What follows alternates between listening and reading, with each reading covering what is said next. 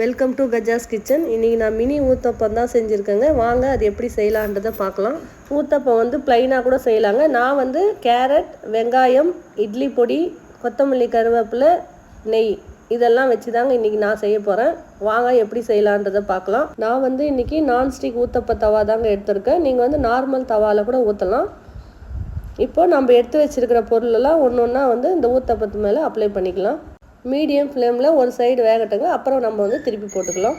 நம்ம வந்து ப்ளைனாக கூட ஊற்றி கொடுக்கலாங்க. இந்த மாதிரி நம்ம வந்து கலர்ஃபுல்லாக நம்ம கொடுத்தோம்னா குழந்தைங்க வந்து ரொம்ப லைக் பண்ணி சாப்பிடுவாங்க. கூடவே ஹெல்த்தியாகவும் நம்ம கொடுத்த மாதிரி நம்மளுக்கும் ஒரு சாட்டிஸ்ஃபைடாக இருக்கும். இப்போ ஒரு சைடு வெந்துடுச்சுங்க. இன்னொரு பக்கம் நம்ம திருப்பி போட்டுக்கலாம். ஆல்மோஸ்ட் இப்போ 2 பக்கமும் ஊத்தப்பம் வெந்துடுச்சு. இப்போ நம்ம வந்து இதை ஒரு தட்டுக்கு மாற்றிக்கலாம்.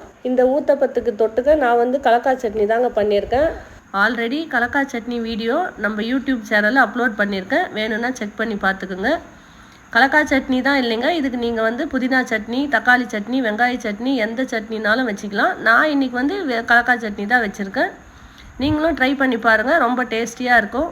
இந்த வீடியோ உங்களுக்கு பிடிச்சிருந்தா லைக் பண்ணுங்கள், ஷேர் பண்ணுங்கள், கமெண்ட் பண்ணுங்கள், சப்ஸ்கிரைப் பண்ணிவிடுங்க. தேங்க்யூ.